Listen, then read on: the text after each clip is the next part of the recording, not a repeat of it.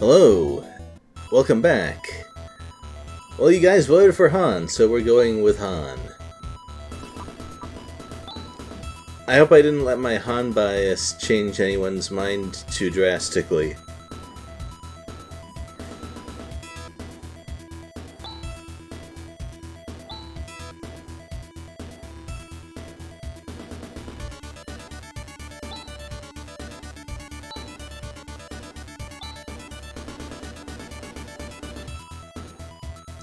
Wonder why he's such a popular choice. Well, not so much gameplay-wise, but, I don't know, personality, fun-wise, something like that? Maybe it's just...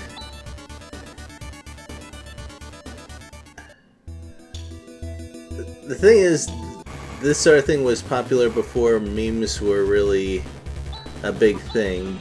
Otherwise, I would say the way Han trained up to being someone who could fight Dark Force like that is kind of a meme sort of thing. I'm not sure. I'm not too well versed in memes, though, I gotta admit.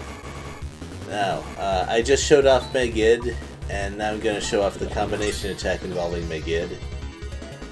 I don't plan to use either of these. But especially Destruct. Destruct, first of all, it requires 4 people to act in succession, so good luck setting that up reliably. And also,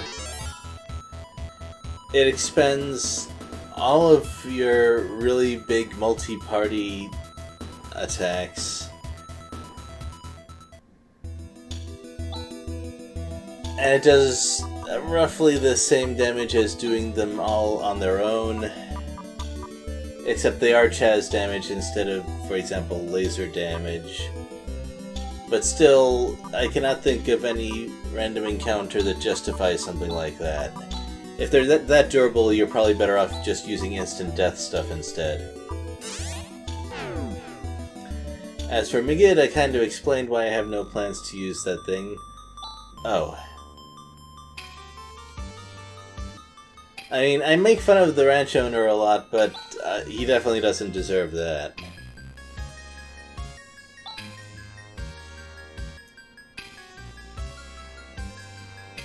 And this is gonna be a zombie town pretty soon, too. Oh. They actually put together a custom sprite for her. That's... I'm not sure how to describe that. I mean, I appreciate the attention to detail, don't get me wrong. But it is gruesome attention to detail.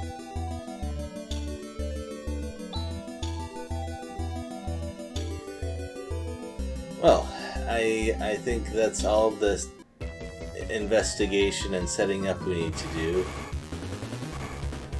If I was a little smaller, if I was a little smarter, I might have had the foresight to get rid of a couple of things I wouldn't need to use and bring Trimates instead, just for that little bit of extra healing. But this is okay. Now, for the specifics of Han's gameplay, he's a pretty odd character. In a dungeon, he can do a lot of useful things. His instant death, both party-wide and single-target, are very strong. Thanks to his high mental stat, his res techniques and good technique pool provide a pretty good source of healing. The problem is similar to what it was early in the game, which is that these things draw from the same resource. Chaz has a similar problem. The difference is that Han doesn't run out nearly as easily as Chaz does, but Han's skill pool is very limited. Well, limited is not the same as weak, though. His dexterity is good enough for Eliminate to work on what it's supposed to, and Astral will be useful in the final boss fight.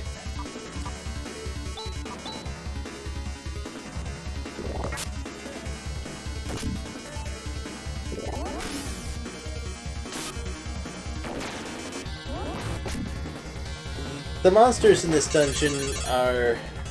I call it a little bit luck-based because they have several actions, one of which is something I really don't want to happen. For example, those twin-head palette swaps, they have supersonic, which I really don't want, and then the other two actions, which are no big deal. Same goes for the Imagio mages. I don't recall Soldier Fiends doing anything exceptionally bad, though. Well, they probably have a stronger full party attack, which I wouldn't want, but these guys get KO'd easily enough. Like so.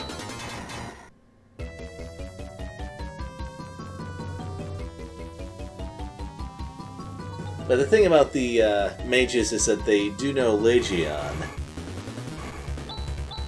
However, they have a fairly long list of possible actions, so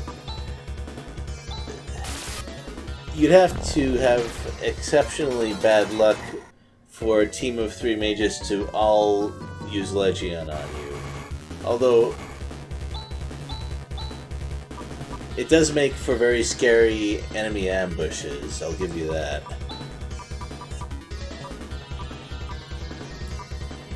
Now let's show off a combination attack or two.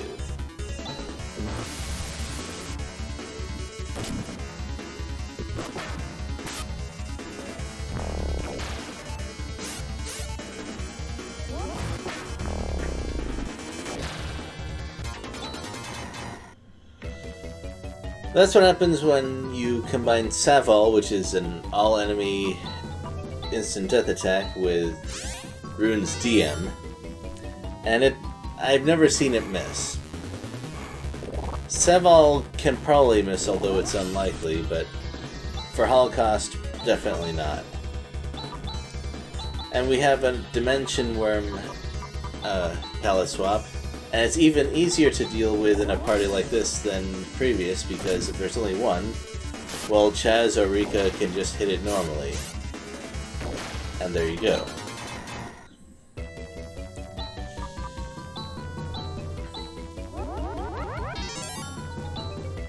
If I was going to do this again without uploading it to YouTube, I would lean more on Vol instead of showing off with his combination instant death. Most of the encounters here don't have a whole lot of enemies.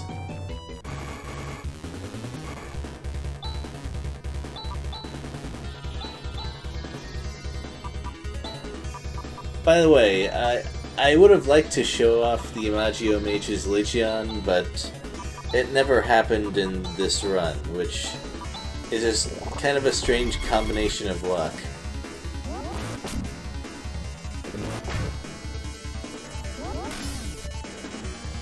I tried to make Explode work. The problem is that its success rate is based off of Chaz's mental stat, which is not amazing. In fact, even though it's something you only get in the very late game, I'd say it's the worst instant death that you have access to. And that's counting bros, by the way.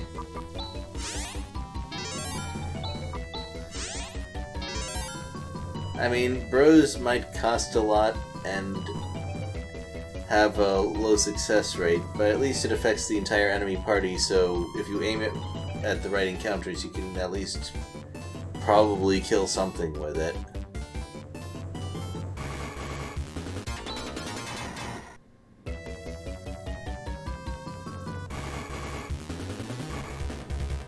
Also, speaking of things that I didn't get to show off, there's a rare mistranslated enemy called Prophilus, which is supposed to be Protoforce. And it has the Dark Force face, alright. I guess it's supposed to be a Dark Force that's not ready to go out into Algo yet.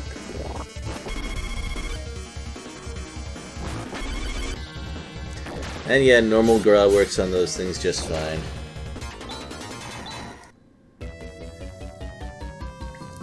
Well, some time ago I briefly mentioned speedruns. Oh, and there's no treasure in the final dungeon, by the way, and I'm not sure why there would be. But anyway, speedruns. When I looked up Phantasy Star 4 speedruns, I expected to see things like skipping treasure chests, running away from encounters a lot, low-level boss strategies, and I did see a bit of that. But since I naively neglected to put the word glitchless in my search, I found something a lot more interesting and surprising. They use a trick called byte shifting to move values to places that they're not supposed to be. This allows a player to get key items, trigger or skip event flags, change things about their party. Just about everything is possible if you know enough about the program. If you're familiar with Pokemon speedruns, this should sound familiar to you. The speedrun I saw... Oh yeah, I'm glad I got to show that off. That's the way to make Tandil useful in the final dungeon, although, as I said, being a multi-target combination attack seems great, but this is about as large an encounter as you can get, and you can probably kill those guys with normal means. Oh well. Anyway, back to speedruns. The speedrun I saw didn't trigger the ending sequence outright, but it got pretty close. I think that's where I was at. There are a lot of fun side effects as well. I'll provide a link of that in the description. It's something to watch. I think that at the end he had a party of Alice, Han, and Seth. I wasn't stuttering there. That was their four-person party. And at the end, he just walked up to Dark Force, and the ending happened. Well, not Dark Force, Profound Darkness, whatever.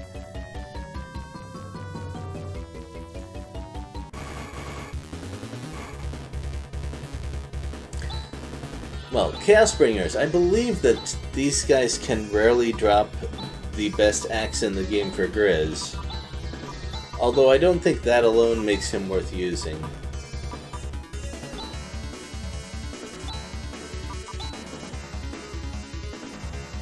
I mean, that's a nice touch. I kinda wish there were more ultimate weapons that you could get this way.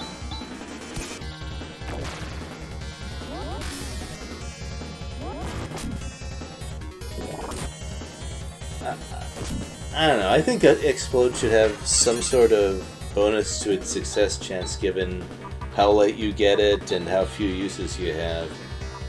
But I guess they can't all be good skills.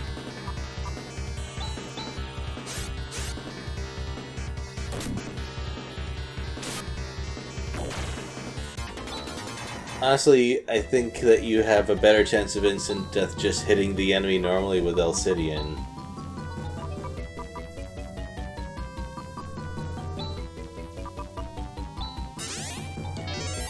Oh, I'd like to mention that if we had brought Kyra along with us, we would also have a reliable party-wide instant death, because Negatus can combine with Grot to create Black Hole, which is just as successful.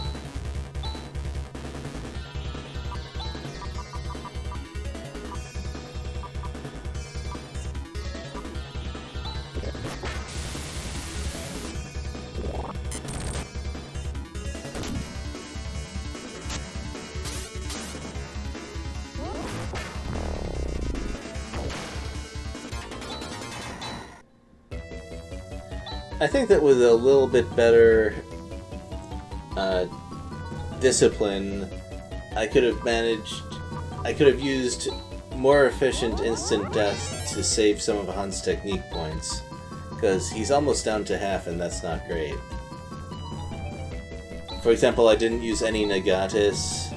As I said before, I could have used Vol instead of Savol against appropriate enemies. But, you know what?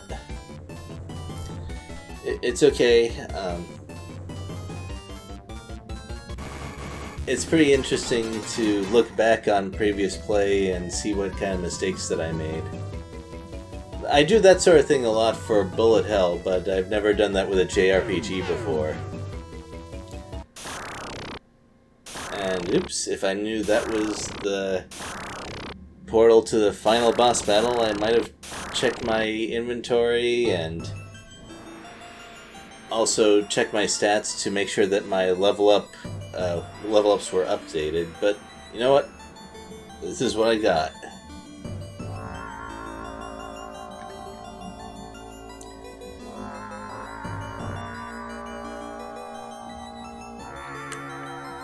Way to go, Han.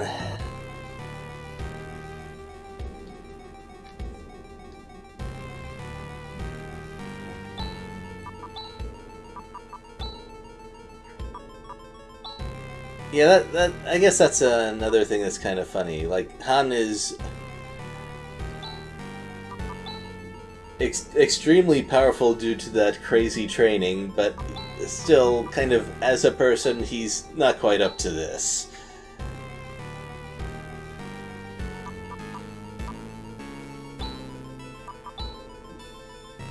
As is usual for this kind of game, the final boss is a marathon for sure. So I have to be kind of careful with my offensive resources. Well, that being said, a single target attack on Wherein is exactly the sort of thing I need.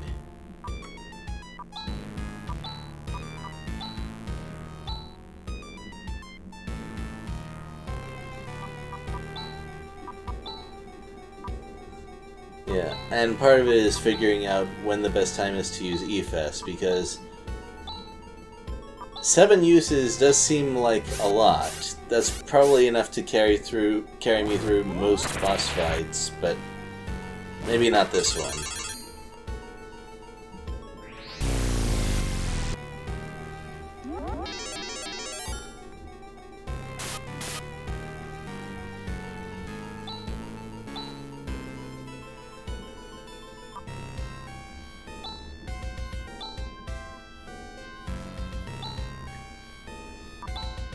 The main thing I regret here is not creating macro with a combination attack and also Rika casting Neyrez, because that would cover most of the situations where I would want to try that.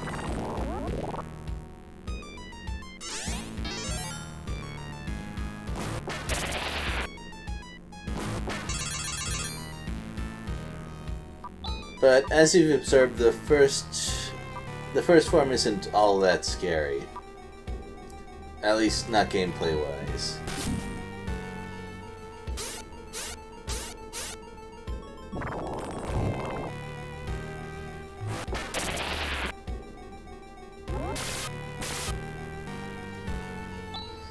So that's the other thing that Han is good at. On turns where you can get combination attacks off, Han's Astral fuels a combination attack with very good single target damage, and I can't think of a whole lot of combination attacks that do that.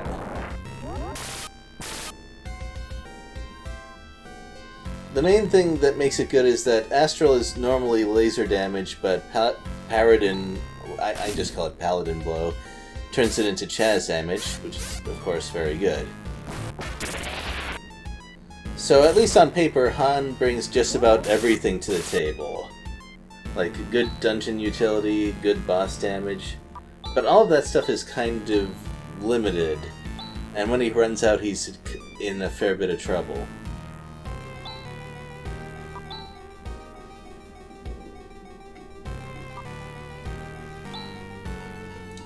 Also, when I was playing this game, I kind of forgot about the second form. And I guess I just gave away that there's more than 2 of them. But there it is.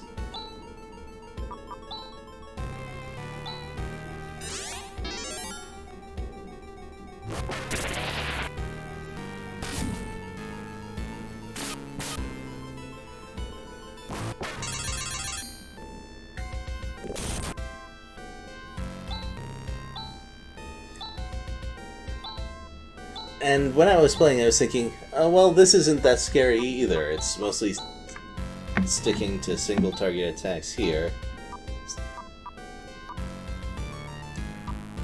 But since I forgot that the second form was a thing, I also forgot what all of its moves were.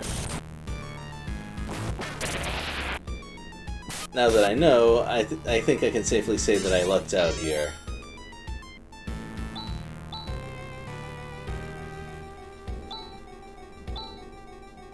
I should have tried out Ren's normal attack here, by the way.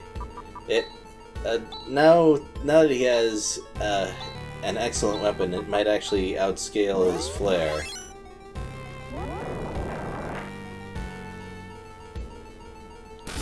Well, that was unfortunate. Probably should have remembered to cast Sun-Air earlier, huh?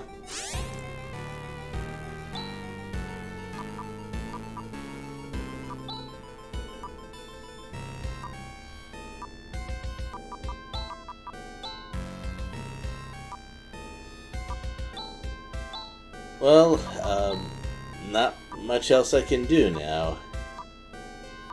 It's a good thing I was very stingy with Saldu.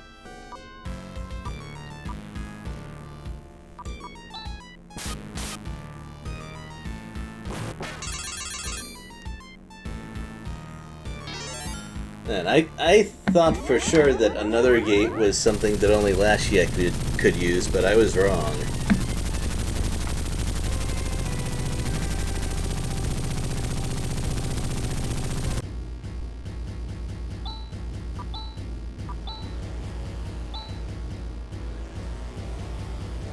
I think I can only describe this music as peak Genesis. I don't think I've heard anything close to this on any other game system.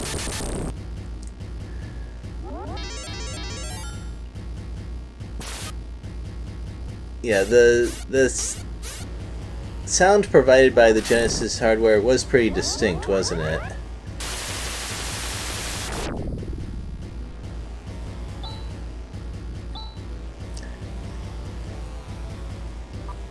That's what I gotta deal with. And unlike its previous forms, it is not a rare move.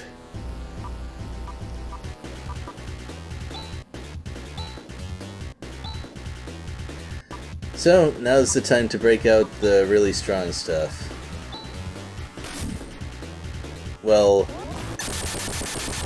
that's what I was thinking. And I was probably correct with stuff like Legion.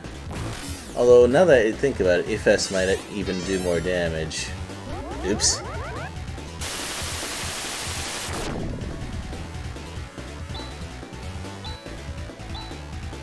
I think I got fairly bad luck with what moves the boss uses, though, because my vague recollection of earlier playthroughs is that Megid was a once every now and then kind of attack, but that's clearly not the case this time.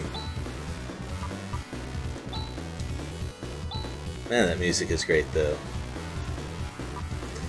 I think there are two things I like about playing the game the way I did, which is to say, casually but without purposeful level grinding. One is that it revealed some mistakes. There were things I did not understand nearly as well as I thought I did, even while recording this last video.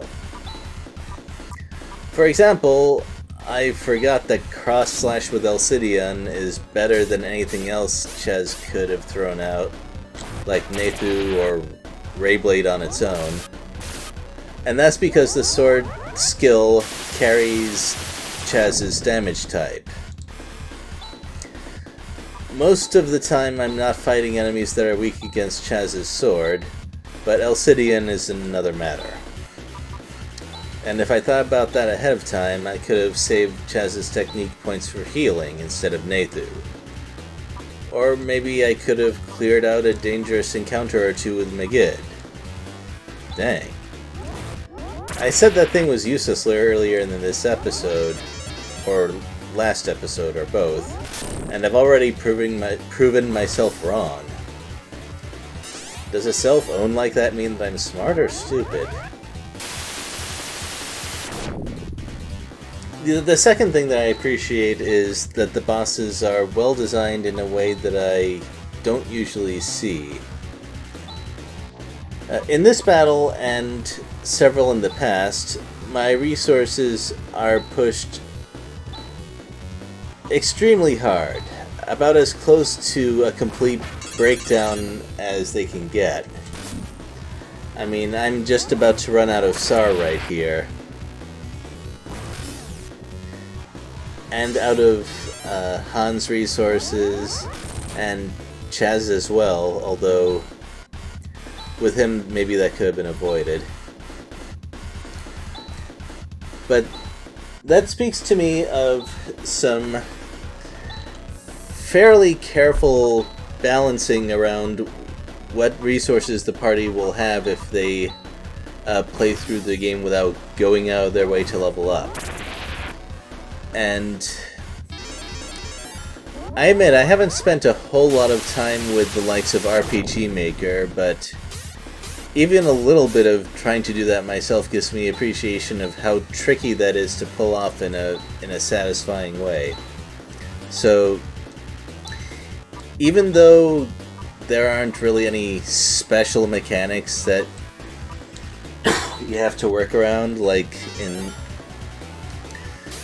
I don't know, more modern games, I still think that the boss design is very strong gameplay-wise.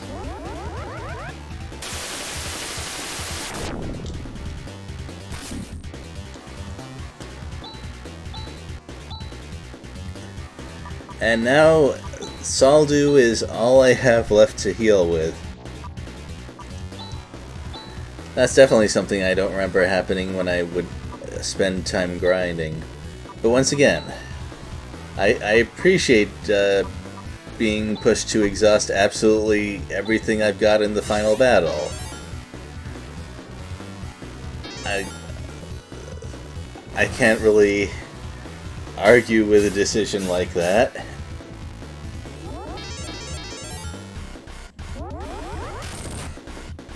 Although, as I said before, at least part of it might have been luck.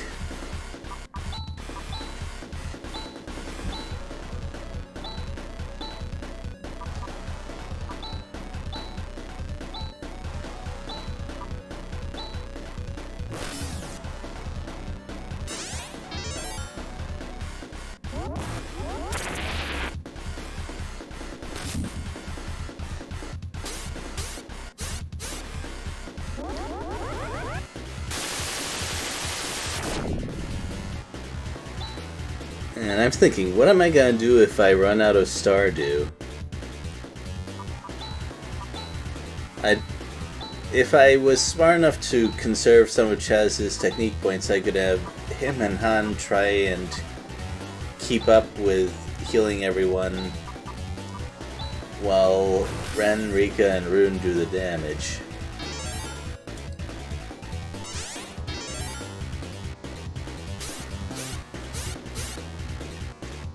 I think I kind of wasted one of my Stardews as well because I wasn't very good at following where the damage was going. I did luck out a little bit there, but I was also unlucky in that Rune is the only person who could recover the party from sleep, and also he stays asleep for longer than I would like. But it could be worse.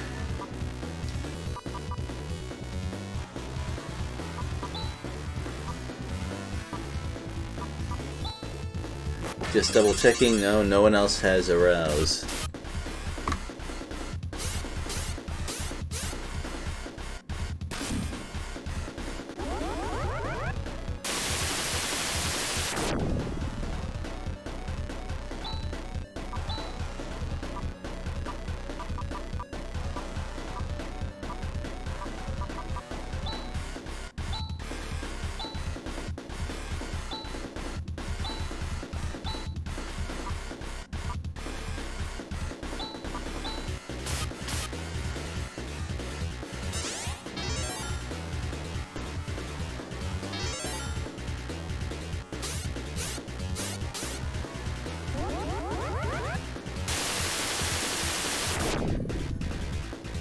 And think about what would happen if I decide to just not bother with treasure chests, though. Or at least not...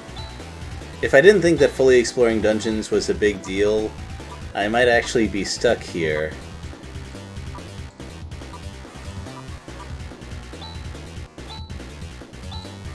That feels like a fairly old-school game design decision.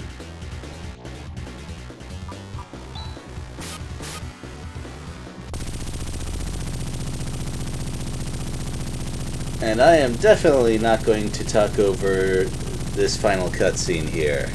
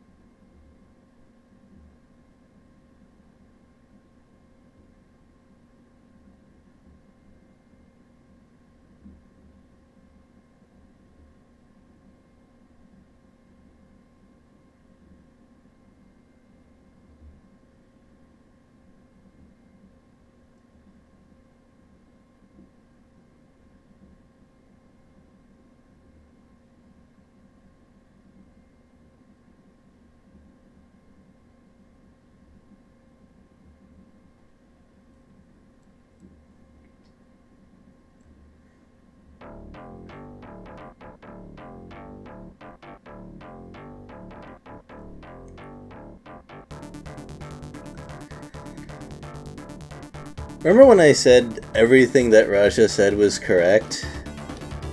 Well, that included the part where he said Algo was under a curse, now that I think about it. Well, okay, I thought about that a fair amount of time before I started the series, but still. Why exactly does Rune need more training? And how will he do it? Maybe you can ask Han for advice. Well, I've played the game all the way through, but there's something important that I have not done yet. I haven't talked directly about why this game is a personal favorite of mine. And my response to this question is, even after all this, I don't have a logical explanation. This is not really the kind of thing you can logic a person into or out of. I can understand why there would be criticisms of it, though. Even comparing it to other games in the series, the story is not as... well, it doesn't have the depth of Phantasy Star 2, although the gameplay is much better. I will say the drill tank with laser cannons helped, though. If you watched this series and liked the game and the way it's connected to previous games, well, I guess that just means there's something in there that was appealing to you the same way it was to me. If not, you're probably not going to hear this because you stopped after the first couple of videos, and that's fine too. I'm not going to try to convince anyone that their video game preferences are wrong somehow.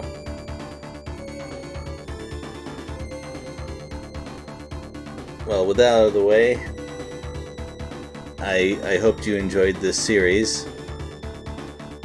Making it was a little bit scary, some for obvious reasons, because, as I've said many times, I went for a little bit more challenge than I usually do. But also because of times like this, when it's just credits and the whole thing is dependent on what I can say. And as a video producer, that takes some effort. But now that we're at the presented by, I guess that's just about the end. So, thank you for watching. Goodbye.